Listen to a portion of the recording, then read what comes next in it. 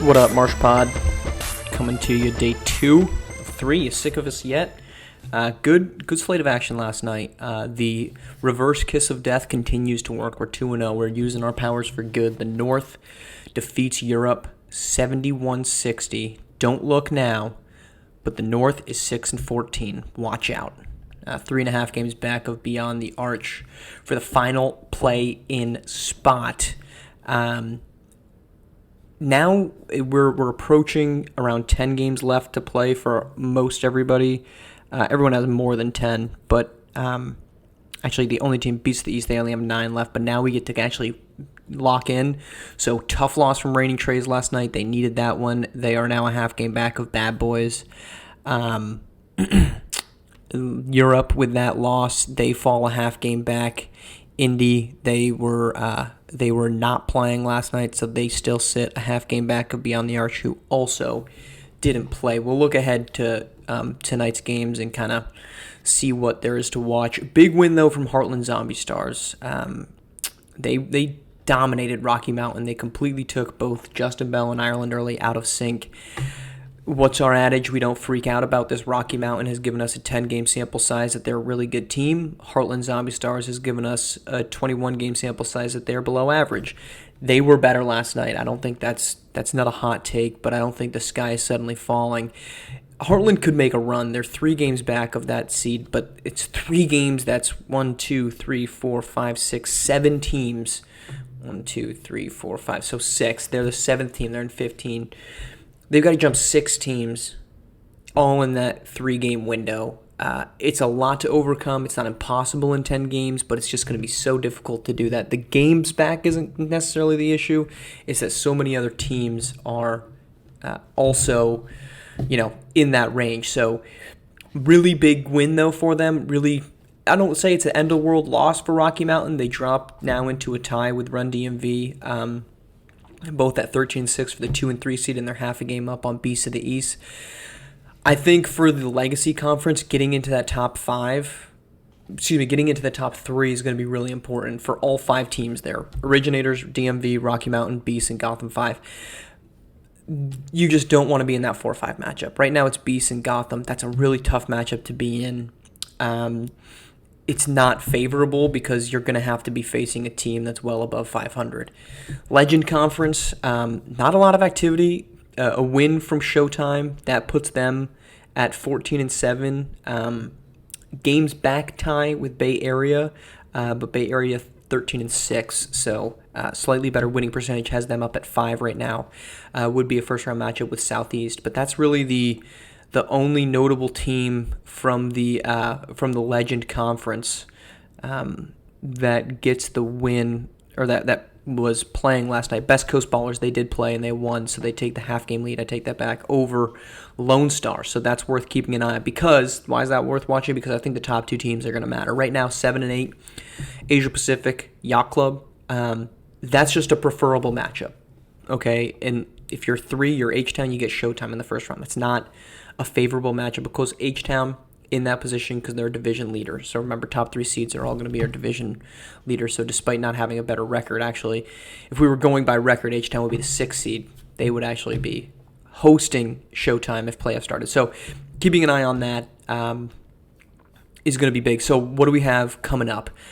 June 14th, tonight. Well, we've had a couple games already hit the box score for us. That was some early morning. So what are we watching tonight? Southeast and Lakeshore Drive. That's a big one. Southeast at 14-6. Lakeshore Drive, they're part of that conglomerate of the middle class, 8-11. They need a win. They're only a game back of the 8 seed despite sitting in 13th. So they need to get a win in that one. That's our 7 p.m. tip-off. That's going to be worth watching. We got to see what H-Town Hoopers is because they've kind of struggled as of late. But the game that I'm really kind of dialing in on is that 8 o'clock SimWorld TV. Lone Star, Rocky Mountain. One, how does Rocky Mountain respond? It's a tough matchup for them against Jace Miguez and Ninny Gibson. How do they respond after kind of getting beaten up by a team that, no disrespect to Heartland Zombie Stars, although always when you say that, some disrespect follows, they don't have a type of top-end talent that Lone Star does. That's a big win, though. Rocky Mountain needs it. Not only does that keep them above Beasts of the East in that top 3 range, but proof that you can hang with and beat teams. Rocky Mountain has done that, but being able to try to go out there now and take care of business is going to be vitally important. So that's the big one I would watch. Best Coast Ballers back in action. They face the Reigning Trays. Reigning Trays are trying to respond from that loss last night. Really big game for Reigning Trays. They're 10-10 right now. Beyond the Arch is half a game behind them. Indy Stripes is 1 back. I think this is a must-win for Reigning Trays. You cannot afford to lose 2 in a row, and now you're going to be losing 2 in a row to 2 teams that are considered some of the best in the league. That's not a great omen when you look forward and say, now we're going to have to go through a gauntlet of beating 3 of Originators, Run DMV, Rocky Mountain, Beasts, and Gotham. That's not ideal. So I think this is a must-win for Reigning Trays, not only from a record standpoint. You don't want to fall back below 500. You want to stay above 500, but I think it's also from a mental standpoint. You've got to win this game to prove that you are capable of hanging with some of these big teams that you know you're going to have to go through, whether that's in your conference or out of it. Okay, one last thing. Number one player conversation has been pertinent throughout the season. And I think that's always a fun debate. I think that we've had, for the most part, this relative consensus that it's Bronny or DJ. And so I took a stab. I wanted to do a blind test. I think Tyson Simpson's in that mix, sure. But I think the fact that they're not winning games is detrimental to that. So I wanted to take a look at 4 players that I consider to be top players. And we're just going to do blind test, okay? Just going to give you some numbers and what they've done in recent games, and you're going to tell me if I'm right or if I'm wrong. Not if I'm right or wrong. We're just going to see which one makes the most sense. So player A. We're not going to reveal these guys until after the fact. So we're looking at just the last 5 games. It's the easiest sample size. What have you done for me recently? Always the biggest kind of factor in this. So player A, averaging over the last 5 games, 23.6 points, 4 rebounds, 4 assists, 59% field goal percentage, 57% three-point percentage, not on huge volume, 4-1 in the last 5 games. Player B, 26 points per game, 6 rebounds, 5 assists, 51.8 field goal percentage, 35% from deep, equal volume, 4-1 in the last 5 games. Player C, 23.4 points, 3 rebounds, 1.8 assists, 59% field goal, 66% three-point. And then player D, 19 points per game, 3 rebounds, 5 assists, 51.9 field goal, 40% three-point, 3-2 in the last 5 games.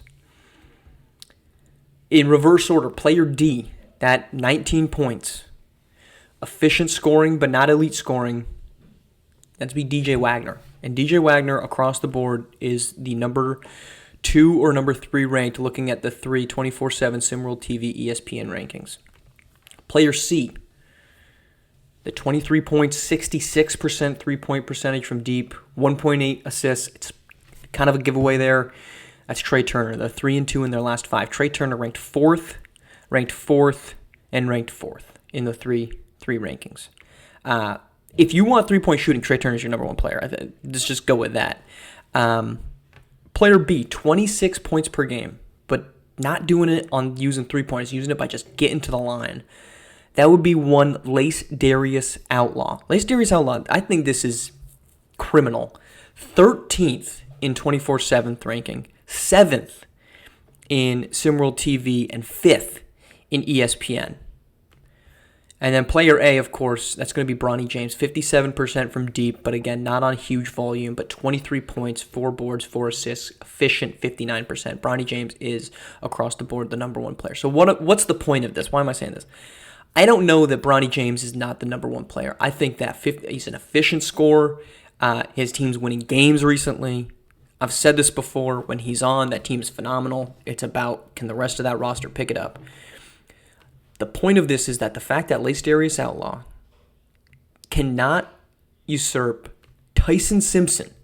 Beyond the Arch is Tyson Simpson. Beyond the Arch that has won 10 games compared to Best Coast Ballers league-tied leading 15 is somehow ranked above LDO in every single category. For 24/7, ranked 13th You're taking Lorenzo Phenom of Bad Boys Basketball, 10-win team. You're taking Arthur Lattimore of Cascadia, 9-win team. You're taking Dominic Bianco of Yacht Club, 9-win team. All of them are above Lace Darius Outlaw. Even in SimWorld TV's ranking, you've got Japhett Towns, who's on a reigning Trays team that's won 10 games. I'm sorry. Lace Darius Outlaw is not that low. Those players, this is not disrespect to any of them. Japhett Towns is a phenomenal scorer. Fareed Redmond, a phenomenal all-around player, great three-point shooter, but he's averaging 15 points, less than 14.8. Aji Fajbenle, great basketball player. His team's the 4th worst in the league. At some point, production as a team, wins and losses, needs to be part of this conversation. I don't care that, again, no disrespect, that Dominic Bianco is out here averaging 17 points per game when his team is below 500 and he's shooting 27% from deep. Same thing with Tyson Simpson. Thanks, Tyson. You're 7 foot 240. You're unmatched physically. I hope you're getting 9.6 rebounds per game. You should be shooting 69.5% from deep. But and this is, I think, a carryover from last season, the complete overlooking of Lace Darius Outlaw remains to me to be mind-boggling. Again, I'm not saying LDO is the best basketball player. I'm not. I think Bronny James is better than him. I think at times DJ Wagner is better than him. But the fact that he can drop to 13th or 7th is just wrong. He's a top 3 player. He's a top 4 player if you want to throw Trey Turner in there, which I think you should from a scoring perspective. But this has gotten out of hand that LDO is just not considered consistently across the board as a top 4 player in the league. Because he is. As simple as that. All right, we'll catch you Friday.